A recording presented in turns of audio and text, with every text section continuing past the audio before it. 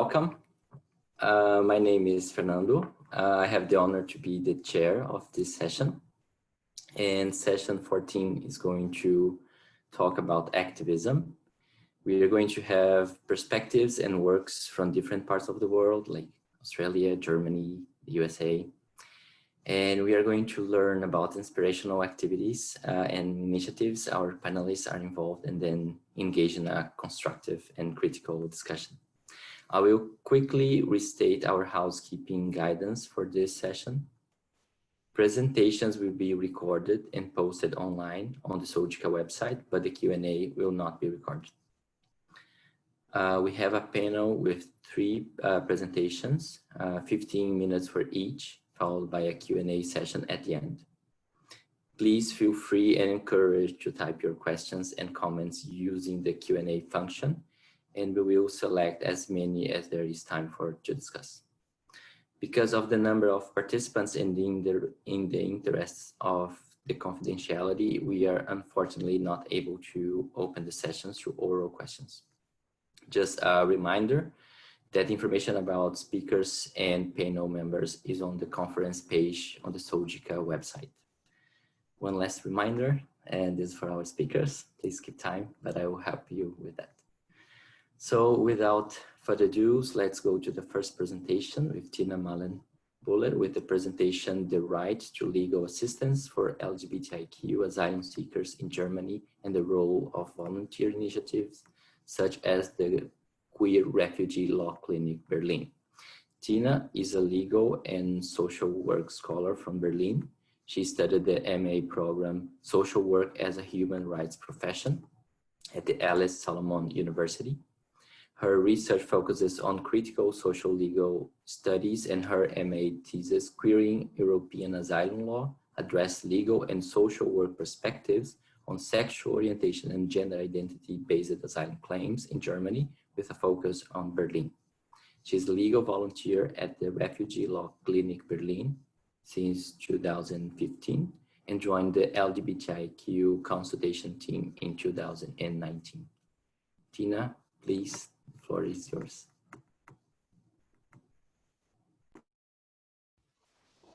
Thank you, Fernando, for introducing me.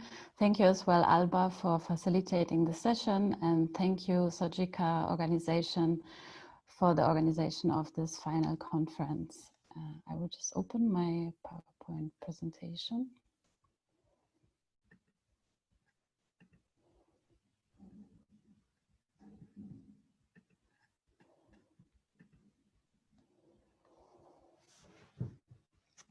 So I will talk about the right to legal assistance for LGBTI asylum seeker in Germany and role of volunteer initiatives such as the Queer Refugee Law Clinic Berlin. First of all, I will talk about the right to legal assistance, which can be found in European laws and policies and German laws, and as well in Berlin policies. I will not go so much into detail about the legal background today. I will talk more about the project. And first of all, the start of the presentation is that the right to legal assistance is entrenched in European laws and policies and in regional laws. Nevertheless, only a minority of asylum applicants receive adequate assistance from the first instance of the asylum procedure. Many asylum applicants obtain the initial and main asylum interview with little or no legal preparation. I will explain you a little bit about the law clinic concept for those who are not familiar with this. The concept is clinical legal education as part of the legal studies as university programs, and can take part in different fields of law such as migration and refugee law, and is aimed to improve practical and educational knowledge of law students and migrant lawyers. The offer of free legal consultant is another aspect of the law clinic. In Germany, there are 35 refugee law clinics, and they can be found on the web page, as you can see the link below.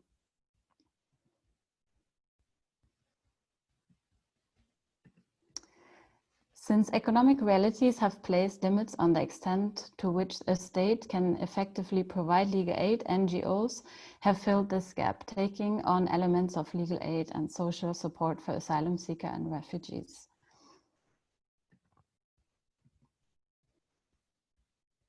The Refugee Law Clinic was founded in 2014 and was established by students and graduates of the Faculty of Law at the Humboldt University in Berlin.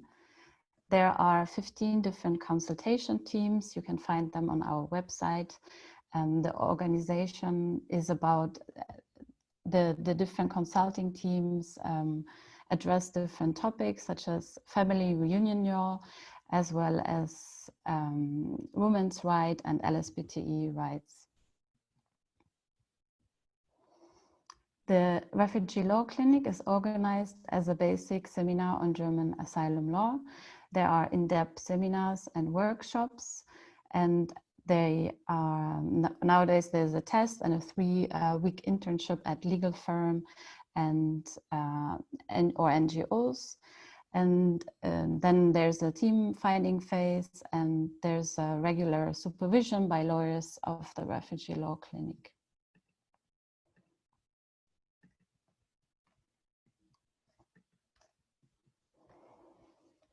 Now about the Refugee Law, Queer Refugee Law Clinic Berlin. It is a cooperation with the MILES project that exists since December 2018.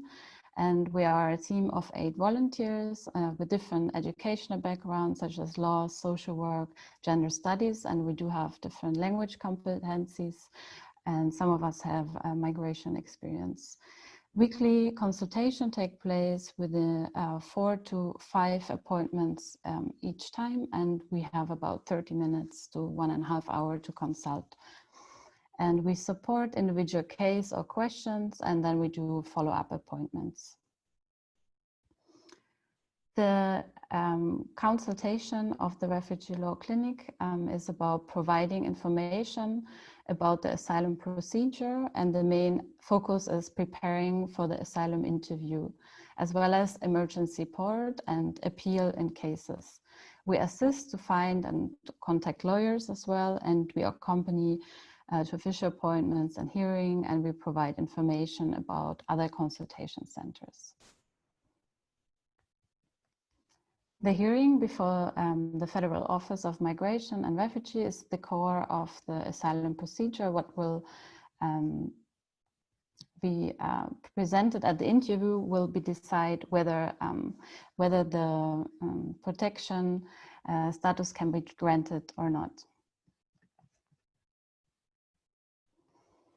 We have started a research cooperation with the Law Clinic for Human Rights, and together with the lawyer Barbara Wessel. And we started to analyze 15 interview protocols in which direct or problematic assessment strategies by interview could be found. And the practical outcome of this research was supposed to be a collection of questions regarding SOCI assessment, and they can be used for consultation for the Refugee Law Clinic. What we can find so far, I mean, the research is still in the doing, so we are really at the beginning. And the problem can be found with the complexity on the amount of questions that they are asked during the interview. Then there is often the specific LGBT knowledge.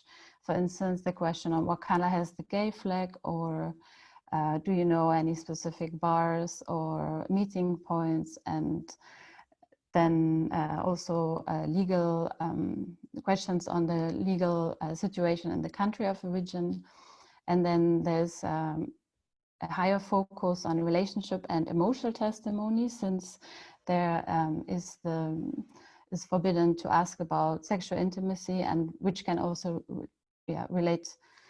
lead to problems and kind of stereotypical understanding of sexual orientation and as well gender identity, that either, for instance, in terms of sexual orientation, that either the person is going out and has takes part in all sorts of LGBT activities, or as well the assumption that a relationship status is kind of related to the proof of sexual orientation. One of the more shocking outcomes was that sexual orientation was sometimes questioned due to experience of sexual violence, which I thought was really shocking. Then there are general presumptions and generalization that sometimes have clearly a racist and homophobic notion, kind of assumption on how to meet people. And I don't want to go too much into detail here, but we can discuss that as well in the Q&A.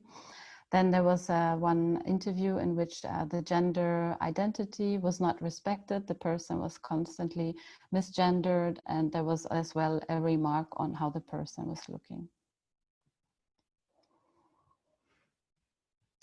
So the importance of legal assistance, as I also mentioned in my abstract, the research as well as from Sochika indicates a correlation between receiving adequate legal assistance and facilitating specific legal and LGBT knowledge and the outcome of the asylum procedure. As I said, this is also well reflected in our consultation experience.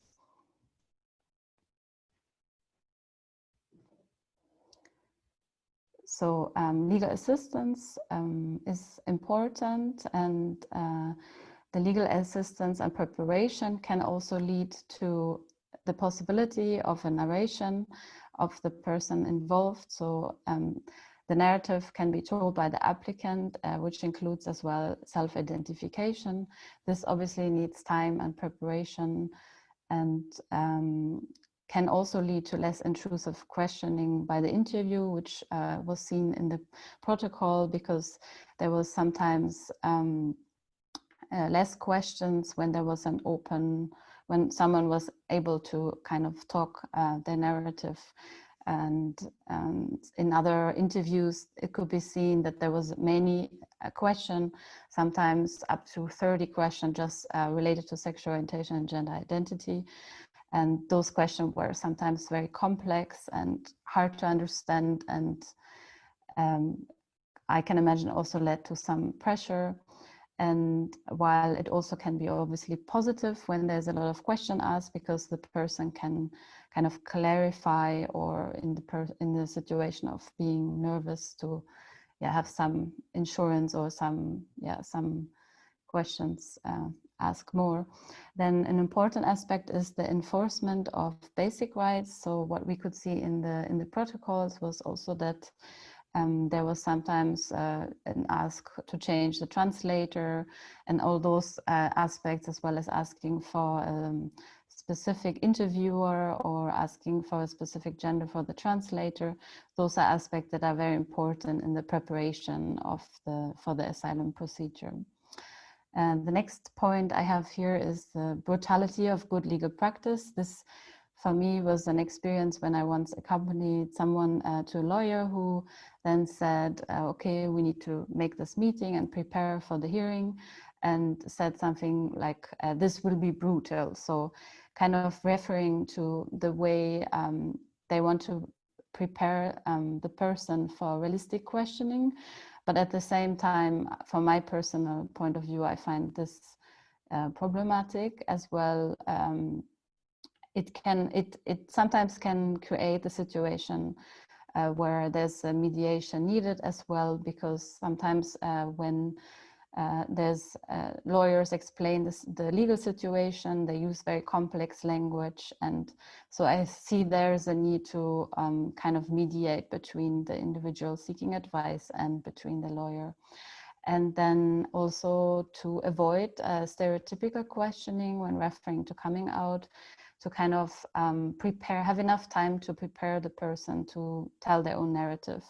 And I understand that still the aspect of realistic questioning, so in terms to achieve the best possible outcome, because you can't foresee who will be interviewing. So sometimes it's also good to kind of inform what kind of question could come, but as well which questions are discriminatory and are not allowed by European laws. And yeah, we mentioned yesterday there was a presentation as well about the DSSH model, which we can discuss later as well, which is about difference, stigma and shame and harm model, which kind of relates more to the different experience a person can have due to their sexual orientation and gender identity in the country of origin. And I will move to the next slide. And so there I would like to talk about the different aspects of the consultation.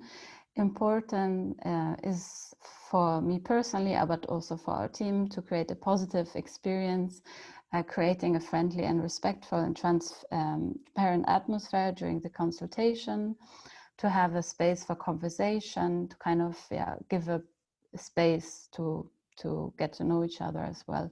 Then to avoid stress and re-traumatization, and the need as well to work closely with organizations offering psychosocial support, because even though there can be it should be, in my opinion, avoided in some situations to go through traumatic experience over and over.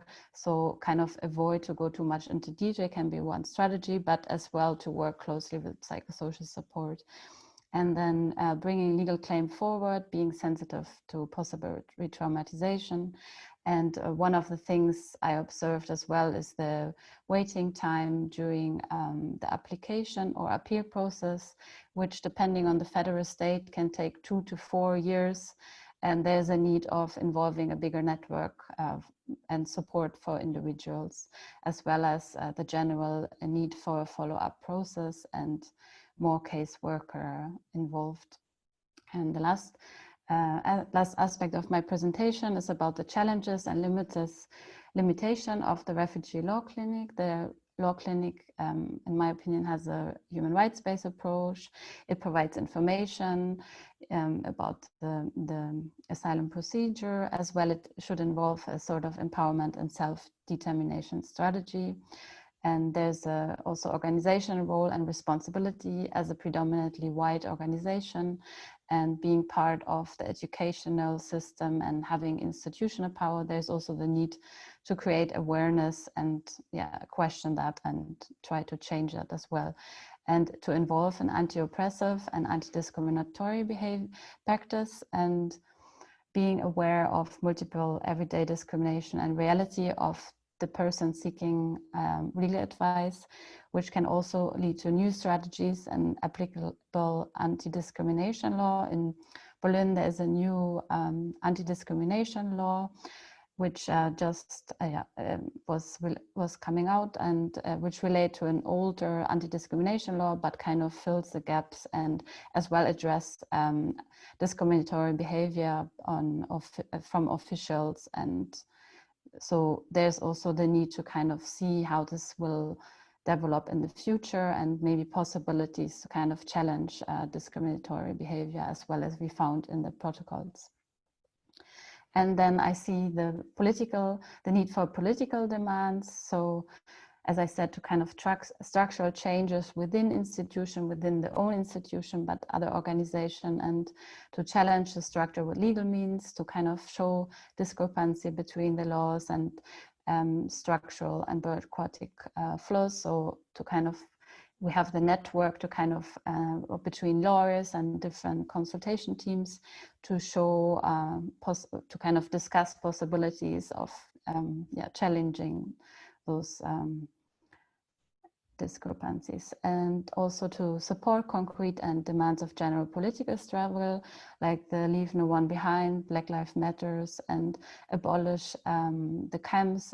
So kind of because more and more people come to us that cannot live anymore in the camps, because also due to Corona, face a more and more difficult situation. But this obviously applies not only to LGBTI, but to everyone living in those living conditions. And then the demand to right for adequate legal assistance, and also to apply, as I said, principle of non-discrimination.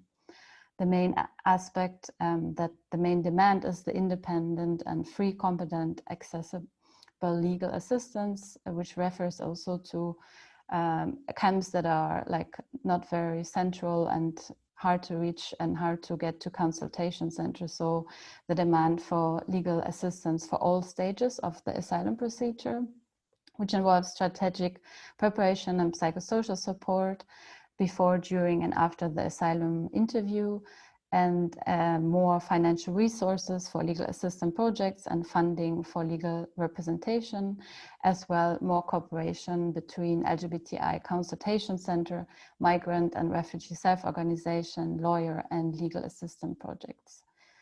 And this is from my side. Thank you very much for your attention. You find our contacts here. I'm looking forward to the next panelist and to the following discussion.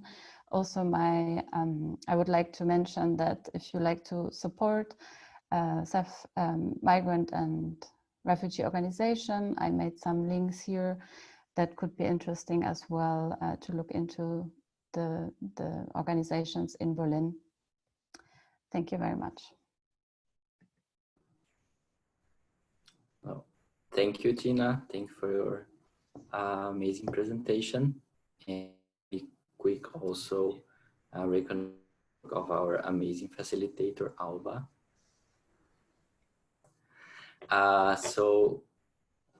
For the next presentation, we are going to have René and Tina Dixon with Queer Sisterhood Project, the Value of Refugee-Led Support in Advocacy.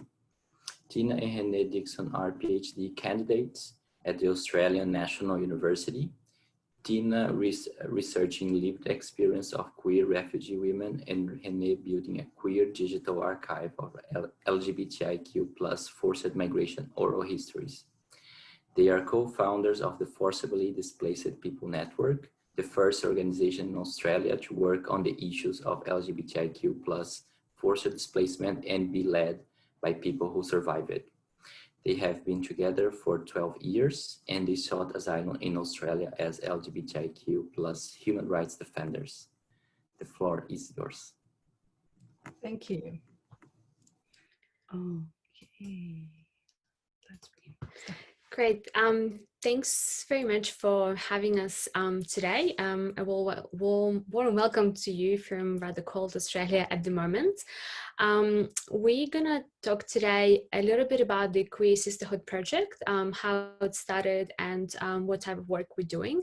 And then we'll focus on the principles of co-design that we think should underpin any work, regardless if it's refugee-led or not refugee-led work. And then we will describe the benefits of the LGBTIQ refugee-led model of work. So as you mentioned, we 12 years together, and when we came to Australia, it was so much grief and so much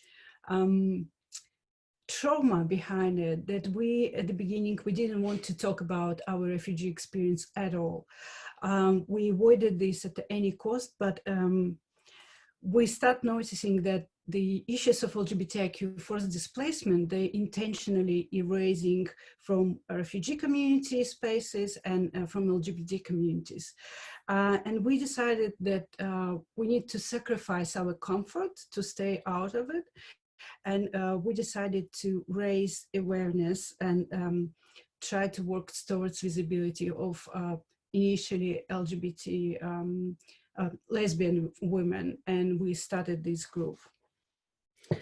So the Queer Sisterhood Project was established in 2018, and it was established initially as an outcome from my fieldwork during the PhD, because I worked together with a group of women for 7 months, and they all wanted to stay connected because experiences of social isolations are really prominent, and there is really lack of support from either refugee communities or LGBTIQ communities. This project is really unique because it brings the gender lens and it analyzes and supports all women, and we put here with asterisks, meaning cisgender and transgender, in various ways. And so the group currently operates as an online space, but we've done some submissions, we produced some resources, and the group is open for queer women on all stages of their forced displacement journey, for those who, for example, are still seeking asylum, or those who have already been recognized as refugees and can become already citizens, so we don't have those visa restrictions to provide this space of belonging. We will talk about what we did during this work. And first of all, I just want to show you the cartoon that we produced with other queer refugee women. And I will talk in details later. Sexuality since I was a young woman. It is unsafe, illegal, and insecure to identify myself as a lesbian in my country. We both came from a very conservative Christian and Muslim communities. I was pleasing the society, lying to them, and at the same time not being honest to myself as a queer woman. I had to hide my real gender identity, being unable to transition as a transgender woman. I was always open as a queer woman. For me, radical openness was an act of survival, and still is. But in those settings, it had its price. I never thought that one day I would leave my home country. My partner went missing back home. I couldn't help or find her since I have been here, and it is not safe for me to return. I started having some mental health issues. I handed myself over to the police. They put me in the detention center straight away. I was not safe. Some people during these years made comments that you must feel so free to be a queer woman in Australia. I've isolated myself from my ethnic community. Most of them do not accept homosexuality. I cannot be a part of them and be who I am. I was still worried every day that my family would find me here and take me back. I had constant nightmares about it. Despite having a protection visa, I do not always feel safe. I felt that we were pushed to come out all the time. People wanted us to perform our queerness, to be out and proud. We had to hide our sexuality for our whole life. It's not easy to just come out, to hold my partner's hand in public. An organization that helped me never asked me about my sexuality. They placed me in a shared house with women thinking that it was safe. I had to move out because of constant bullying and abuse. That organization did nothing to stop it. For about 5 years in Australia, there was no support for us at all. We were very fortunate to get a really great lawyer through a refugee service. But as queer refugee women, we had nowhere to go. Services weren't ready to deal with the complexity of our stories. And it felt just the same as back where we came from. We were still being told it was not the right time. Some people who know that I'm a refugee feel it's okay to ask me to tell my story. People crave for your story, but we are dying every single time we tell it to strangers who just want to be entertained. My challenge, like for all trans people, was my gender identities in the documents. Dealing with some unaware staff members when they see mismatches between me and the gender assigned in my documents makes really hard times for me. I have given up on something as simple as going to bars where I need to disclose myself. Being together with other queer women filled the empty space. It made me feel that I have friends and family who really care about me and my life. Australia has given us the opportunity to live free and to express and show our reality without any fear. We were hiding our sexuality for all our lives. Australia gave us freedom to come out. I can say that Julia is my partner to everyone and it's safe. We cannot forget our past. We keep hiding our sexual identity from our families.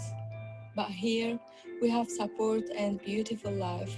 I know this is not the end for all challenges I will face as a trans person, but I will stand strong and try to make a change for myself and for all trans people.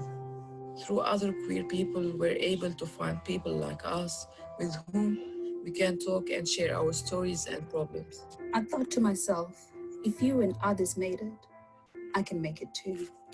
For any other queer women who were forced to leave their countries, we want you to know that you are not alone. We want you to know that when you're feeling like there's no one out there to understand or support you, we're here for you.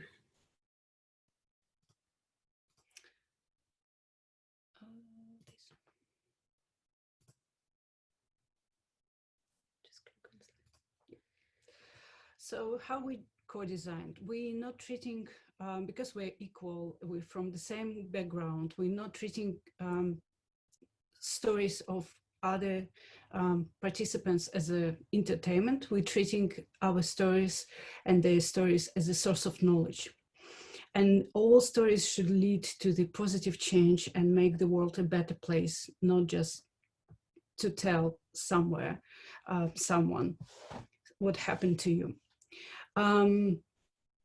It's a critical reflection on the life in Australia, because often perceived if you move to Australia, everything is fine, but we still need to reflect that gaps exist when we come here, and these gaps needs to be addressed. And you can see there is a lot of issue what was raised during the this 5-minute video, and as well it was so much information that we developed another resource, being queer and refugee, and what service providers can fix to make us feel welcome and safe in their service provision. We privileged live experience, first of all, in this video.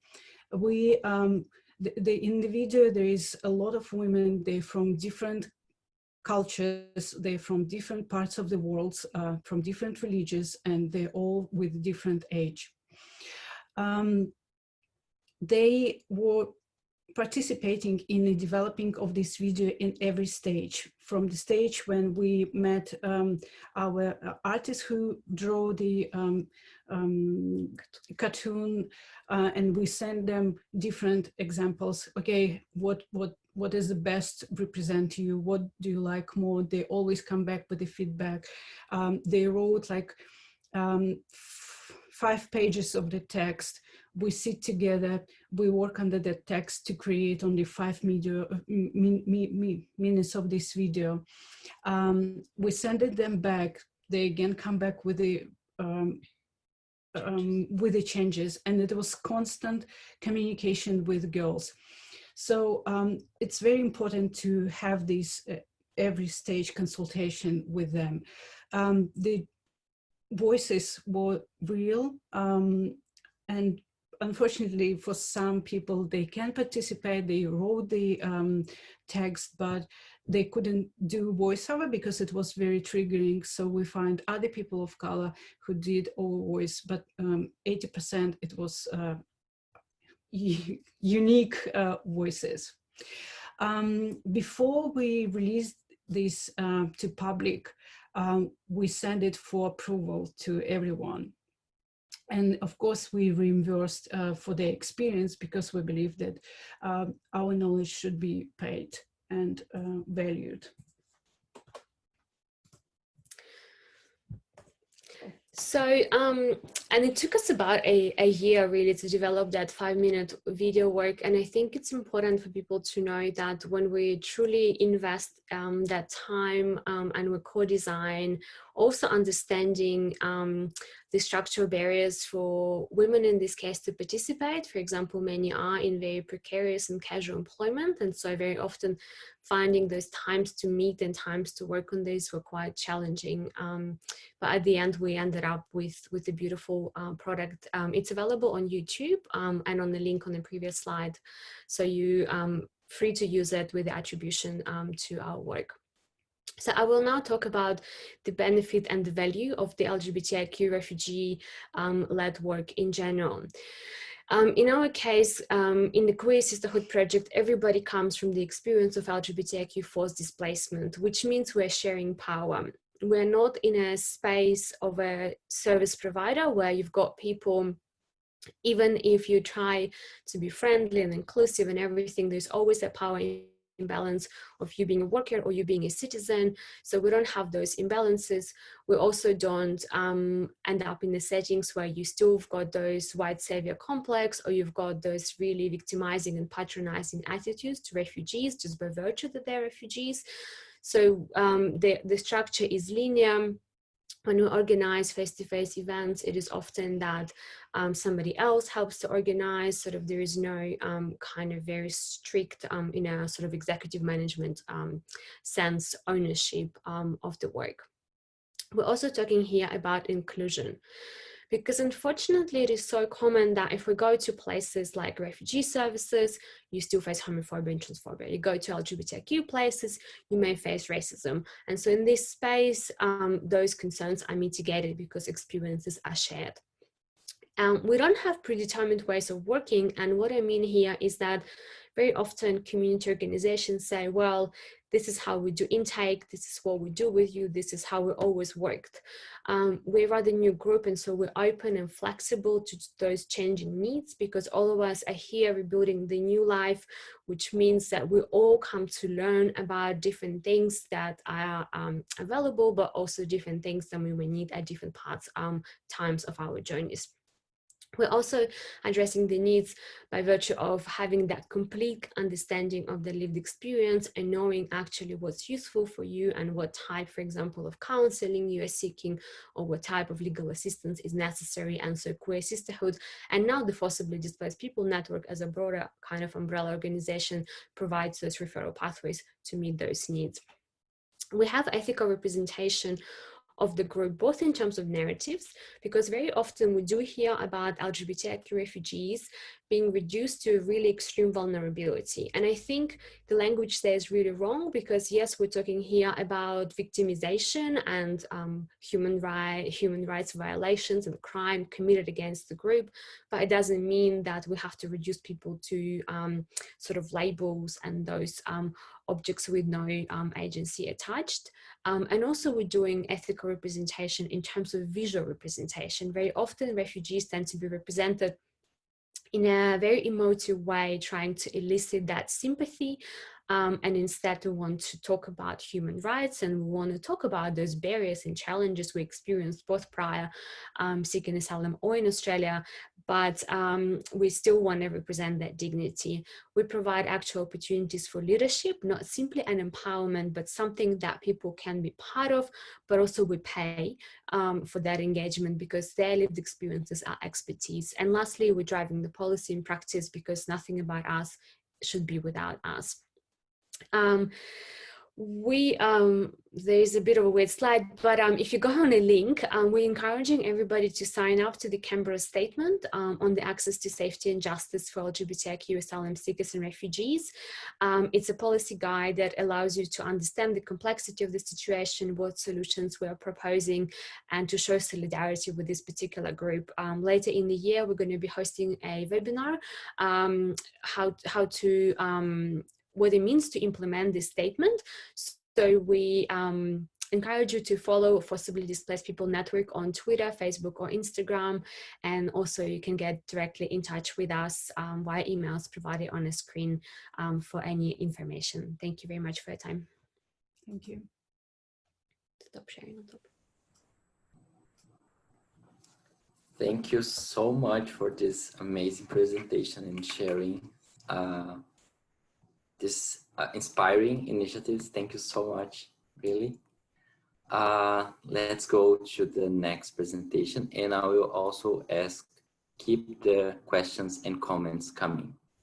Please, let's try to make this virtual space a more human and interactive.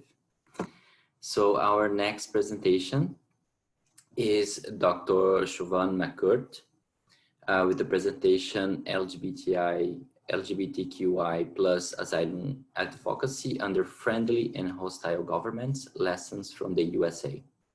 Siobhan McCourt received her PhD in anthropology from the American University in 2016 for the dissertation LGBT asylum seekers and NGO advocacy in the United States. She has worked with asylum seekers in the UK and the US since 2009 as a researcher, filmmaker, and activist. In 2015, she co-authored the HCR-funded report, Stronger Together, a guide to supporting LGBT asylum seekers.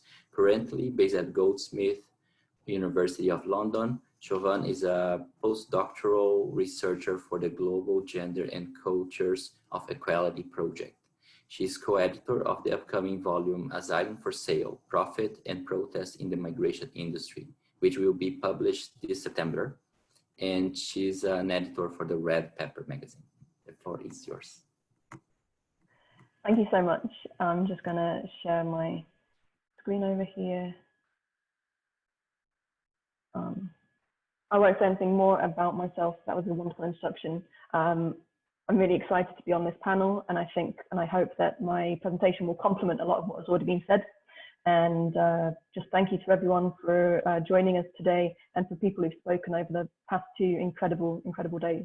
So I'm going to talk about the way that this idea of who LGBTQI asylum seekers are is constructed. And I'm going to focus on a group that maybe hasn't been touched on as much until today with this wonderful presentation that we've just seen. So what I mean is, how is this kind of monolithic construction made of this group of people that is exceptionally diverse? And over the course of circulating discourses, you start to see that scholars' work influences the state's work, and the state's work influences activists and NGOs. And so you create this kind of idea about who a group of people are that exists in the air. The last few days, we've really heard a lot of conversations about the state, and focusing on how ideas about who is a credible, so-called credible asylum seeker are really leaning into huge generalizations and stereotypes about what it means to be an LGBTQI asylum seeker. It's often also shot through with xenophobia and racism, and that can be in the case of the particular adjudicator, but it can also be in terms of the directives and guidelines that are coming down from above in terms of limiting numbers and what questions to ask. I'm going to shift gears a little bit and look at how scholars and activists also contribute to these constructions of LGBTQI asylum seekers. And I'm going to invite everyone to be critically reflective and do that in the most kind of friendly way possible. But it's going to be a hard question, right? So I want us to think about the kind of work that we're doing that also leans into or replicates generalizations, stereotypes, xenophobia, and racism. Thinking about it in terms of scholarship, the questions that we ask, the spaces that people have access to, really determine what kind of images we see and what kind of images we platform. And for activists and NGOs, their political aims, but also often their fundraising aims, can really put them into positions where they are constructing LGBTQI asylum seekers in very particular ways. Now, why is this important? Well, it's important in terms of people's lived experiences and the impact it has on individuals who are seeking asylum and other individuals. But it also is really important to think about in terms of the legacies, right? So the kind of approaches or constructions or strategies that groups embrace under the time of a so-called friendly state can have a legacy that lingers into the existence of a hostile state. And those things can slip really quickly and easily. And I'm going to talk about that with reference to a case study that I think that you will probably be familiar with. I'm going to be talking about the US, and I conducted research throughout the Obama years, and then also during the beginning of the Trump years. And so thinking about those legacies. I'm going to focus on discourses and strategies used by particularly NGOs, but not only, as we'll see.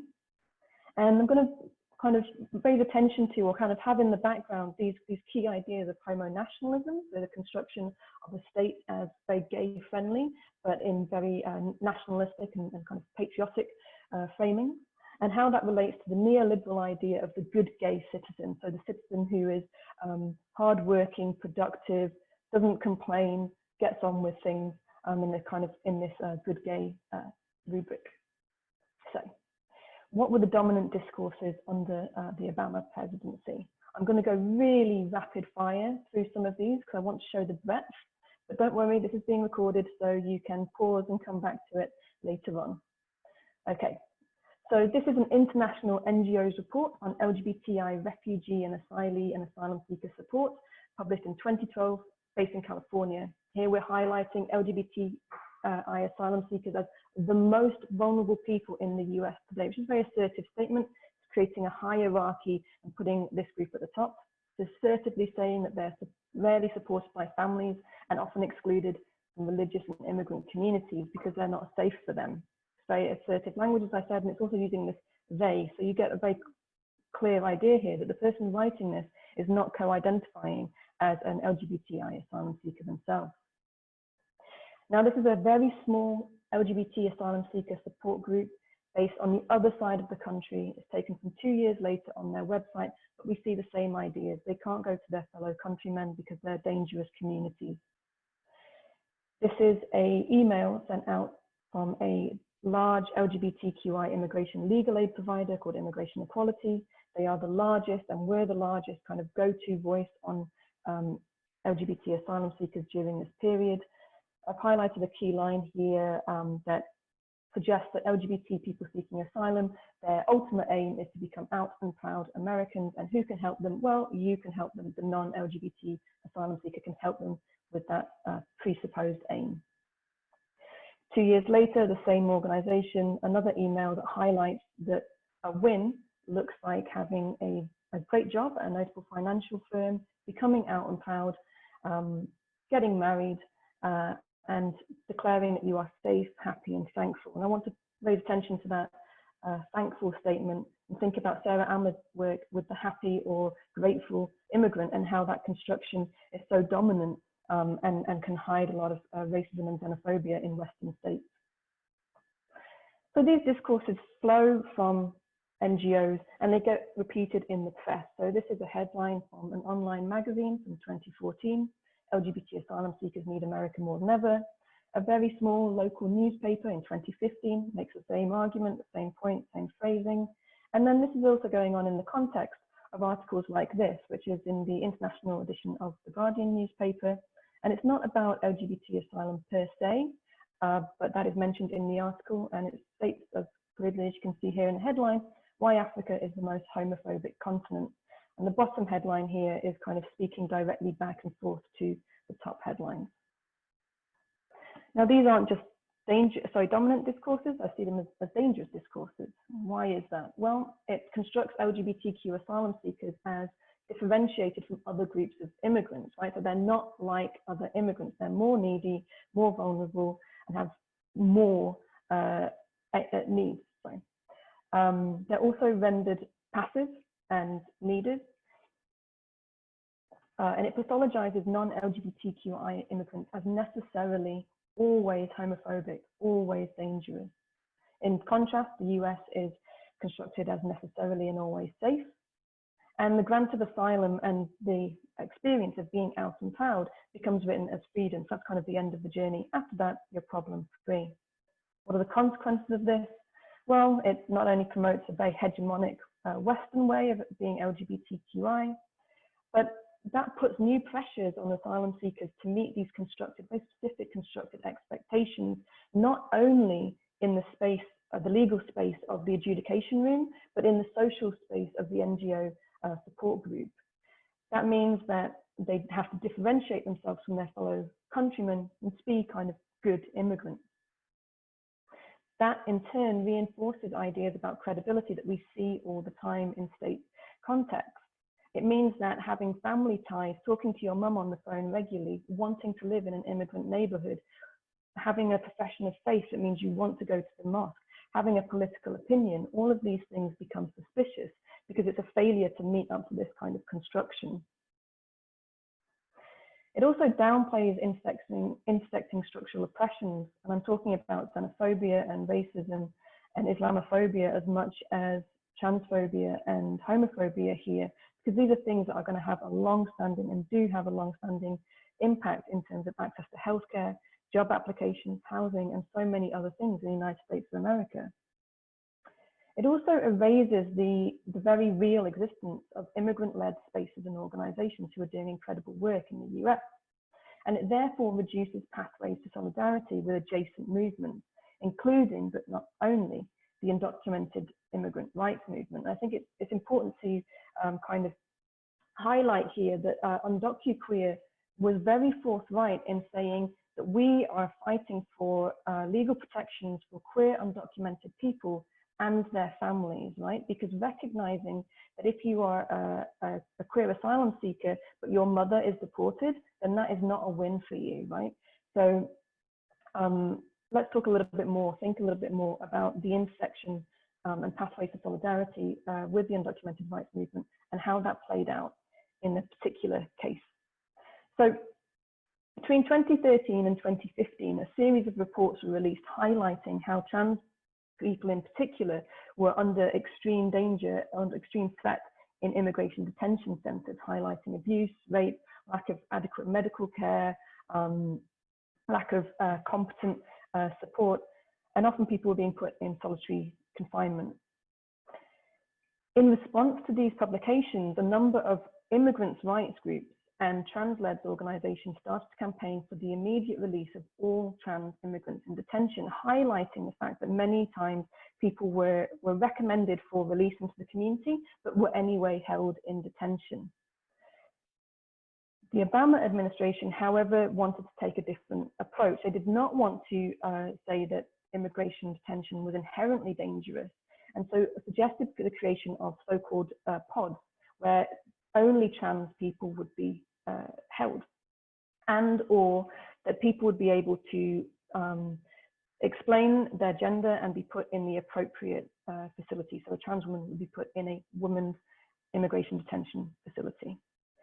Now, these are obviously very different aims. What happened? Well, large, primarily white, citizen-led LGBTQ NGOs who were very keen to maintain close ties with the Obama administration and who had very positive experiences of working with the Obama administration actually supported the latter option. You know, this was the guy who brought in same-sex marriage, and so they wanted to keep in his good graces, and they felt he was a great guy, so they campaigned for the pod. Immigrant rights movements felt differently. They'd been let down by a man that they called the deporter-in-chief, who'd really kind of failed with the comprehensive immigration reform plans. The outcome was ultimately an administration won out, and there was new directives and guidelines created for the classification of trans people gender for the purposes of detention. So they stayed in immigration prisons. What happened next? Well, Janicet Gutierrez, an undocumented trans Latinx activist, went to an event at the White House in which Barack Obama was making a speech about the wonderful progress of gay rights. She interrupted that speech in an attempt to raise awareness of the experiences of trans women in detention. These are two headlines highlighting the way that was responded to and reported at the time. It says in the bottom one here that a group of LGBT leaders booed her, because that's exactly what happened. In her attempt to raise awareness of this experience, she was drowned out by boos and hisses of this crowd of LGBT leaders who ultimately were shouting Obama, Obama, Obama as she was dragged out of the room. What happened next? Well, we move on to the 2016 presidential election campaign of Donald Trump, during which he constructs Mexicans as rapists, dangerously misogynistic, people whose values are incongruous with those of the US. He wins election, proving that the US maybe wasn't as safe as people was claiming it was. In his first weeks in office, he introduces the Muslim ban, explaining that Islam is an ideology incongruous with US values. It is inherently misogynistic and dangerous. These things sound familiar. Refugee ban comes in, his incredibly racist remarks about what kind of countries shouldn't, or nationalities should not be allowed in the US, again, because they're dangerous, speaks back to some of the examples we've heard. From 2017 onwards, LGBTQ is scrubbed from the White House website, rights are rolled back, criminalization and detention of LGBTQ people increases, including in many cases LGBTQ immigrants. he does not want to take a stance on LGBTQ rights internationally and is currently withdrawing from many international agreements, and pathways to asylum are being systematically eroded, handing more discretion to judges, which is going to massively impact LGBTQI claimants among many other groups. What else? Well, those guidelines on transgender people in detention were first simply ignored and then ripped up and replaced. They no longer exist. We've seen concentration camps and detention facilities increased across the southern border with too many abuses and deaths in custody to count. Meanwhile, those investors in immigration detention centres and deportation structures continue to have floats in pride parades and are listed as the best places to work by groups like the Human Rights Campaign. So what can we learn from all this? And I know that I've bombarded you with lots and lots of facts and figures there and information, but I think the main takeaways that we can draw, not only from a US perspective, but from a European perspective and international perspective, is first of all that critical reflection on discourses, practices and strategies is absolutely essential. And that's not only from the state perspective, but from activists, including LGBTQ asylum seekers themselves, including NGO-based activists and grassroots organizations. And we have to be willing to ask ourselves the tough questions and always be thinking, what are the possible consequences of these statements? Coalition and alliance building is vital for deepening understandings of intersectional and specific oppressions. We want to do that so that we can fight them all at the same time. It's possible and necessary to highlight specific experiences and needs of asylum seekers without saying that they are higher than or more important than those of others. That's what intersectionality means. As has been very clearly stated in the presentations prior to my own, LGBTQ migrants are best placed to speak on their own lives and their own complexities. And we have to ask, and I think the questions raised in the last presentation really nailed this, who's getting paid for that? What spaces are made for that happen? And who's getting seats and at which tables do they want those seats? And finally, just to highlight that it is a hugely diverse category and that people inside it do not always identify as LGBTQ asylum seekers, and they're often left out of the picture because they are not going to those organizations set up using that language because they don't co-identify with it. And I'll just leave it there. Thank you so much to everyone. I'll leave Janisette's statement here. There's no pride for some of us without liberation for all of us. Thank you so much.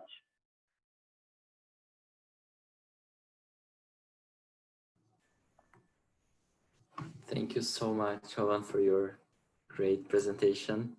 It was good. Amazing.